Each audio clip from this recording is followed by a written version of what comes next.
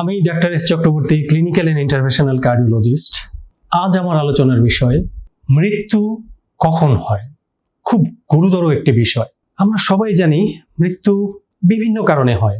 শরীরের ভিতরে যে কোনো রোগ যখন গুরুতর পর্যায়ে চলে যায়, যেটা যখন আর নিয়ন্ত্রণের মধ্যে থাকে না, তখন একটা পর্যায়ে আমাদের এই অমোঘ পরিণতি, মৃত্যুকে মেনে নিতে হয়।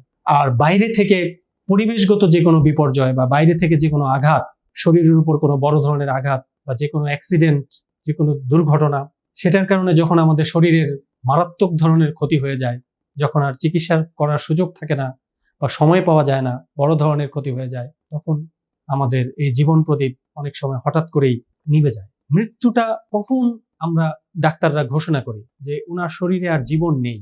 আমাদের শরীরে আমরা জানি অনেক অঙ্গ রয়েছে, এর মধ্যে 3টা অঙ্গ, আমাদের হার্ট, হৃৎপিণ্ড, লাংস, ফুসফুস আর ব্রেইন, মস্তিষ্ক।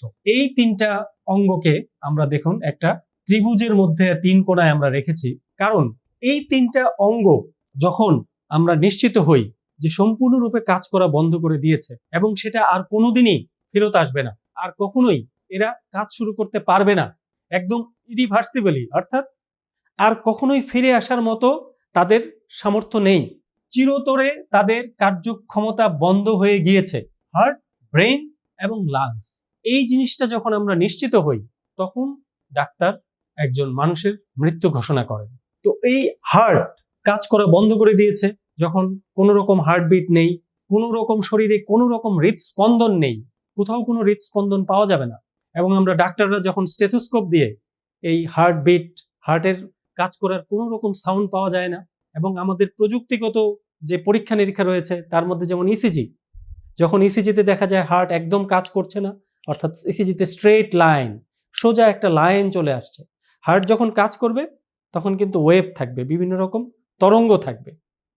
যখন এই তরঙ্গ একদম সোজা স্ট্রেট লাইন হয়ে গেছে, একটি সহজ দাগ, সোজা দাগ, অর্থাৎ হার্ট কাজ করা সম্পূর্ণরূপে বন্ধ করে দিয়েছে। অনেক সময় এমন হয় যে হার্টের কিছু ফলস ওয়েভ আসে, মিথ্যা কিছু ওয়েভ দেখা যাচ্ছে যেগুলো আসলে হার্ট কাজ করছে না। তখন আমরা ইকোকার্ডিওগ্রাম করে আমরা দেখি যে হার্ট আসলেই পাম্প করছে না, হার্ট একদম স্ট্যান্ড স্টিল, হার্ট স্থির হয়ে গিয়েছে, হার্ট থেমে গিয়েছে চিরদিনের জন্য। এই যে আমরা ইকো করে আমরা দেখলাম, নিশ্চিত হলাম। তো হার্ট কাজ করছে না মানে কি? সারা শরীরে কোনো রকম রক্ত প্রবাহ হবে না, হার্ট পাম্প করছে না, অর্থাৎ শরীরে রক্ত প্রবাহ থেমে গিয়েছে, যার জন্য শরীরের কোনো রক্তনালীতে কোনো পালস পাওয়া যাবে না। অর্থাৎ রক্ত প্রবাহ চলছে না মানে শরীরের কোনো কোষ এখন আর রক্ত সরবরাহ পাবে না। রক্তের মাধ্যমে কোষগুলো অক্সিজেন পায়, অর্থাৎ শরীরের কোনো কোষ অক্সিজেন পাবে না। আমরা জানি অক্সিজেন না পাওয়ার কারণে কোন কোষগুলো সবচেয়ে দ্রুত ক্ষতিগ্রস্ত হয়? হৃৎপিণ্ডের কোষ এবং মস্তিষ্কের কোষ। এই কোষগুলো সবচেয়ে বেশি সংবেদনশীল। যখন শরীরে কোনো রকম রক্ত প্রবাহ নেই, রক্ত প্রবাহ চলছে না, এই কোষগুলো অক্সিজেন পাচ্ছে না, তখন 5 মিনিটের মধ্যে এই হৃৎপিণ্ডের কোষগুলো মরে যায়, মস্তিষ্কের কোষগুলো মরে যায়। এবং এই যে কোষগুলো মরে গেল, এই ঈশ্বরেরই একটা বিধান, সৃষ্টিকর্তারই একটা বিধান। হৃৎপিণ্ডের কোষ, পেশি কোষ এবং মস্তিষ্কের কোষগুলো, এগুলোর কোনো পুনরুজ্জীবন, যে একটা কোষ মরে গিয়েছে আবার নতুন একটা কোষ তৈরি হবে, এরকম কোনো সুযোগ সৃষ্টিকর্তা রাখেননি।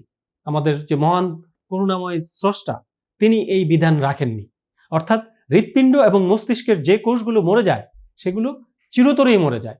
সেই কোষগুলো আর ফেরত পাওয়ার, নতুন করে তৈরি হওয়ার কোনোই সুযোগ নেই। তো এই যে রক্ত প্রবাহ পেল না, মস্তিষ্কের কোষগুলো মরে গেল, মস্তিষ্কের কার্যক্রম বন্ধ হয়ে গেল, অর্থাৎ মস্তিষ্ক কিন্তু চিরদিনের জন্যই বন্ধ হয়ে গেল, থেমে গেল। অর্থাৎ এই কারণেই মস্তিষ্ক যখন কাজ করলো না, তখনই একজন মানুষ সম্পূর্ণরূপে অচেতন হয়ে গেল। এই যে অচেতন হয়ে গেল, কমা, ডিপ, ভেরি ভেরি ডিপ কমা।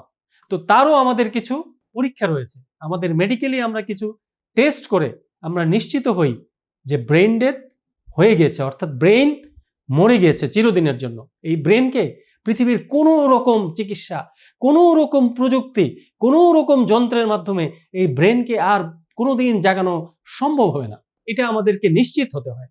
আমরা যখন নিশ্চিত হয়ে গেলাম যে ব্রেন কাজ করা বন্ধ করে দিয়েছে, আমরা জানি যে আমাদের ফুসফুসের যে শ্বাস প্রশ্বাস, এই যে ফুসফুস প্রতিনিয়ত বাইরে থেকে অক্সিজেন নিয়ে আমাদের রক্তকে সরবরাহ করছে এবং রক্ত থেকে কার্বন ডাইঅক্সাইড বের করে নিয়ে সেই কার্বন ডাইঅক্সাইডকে ফুসফুস বাইরের বাতাসে বের করে দিচ্ছে। এই যে গুরুত্বপূর্ণ কাজটি করছে আমাদের দুটো ফুসফুস, যখন ব্রেইন কাজ করা বন্ধ করে দিয়েছে তখন এই ফুসফুসের নিয়ন্ত্রণকারী কেন্দ্র হলো ফুসফুসে।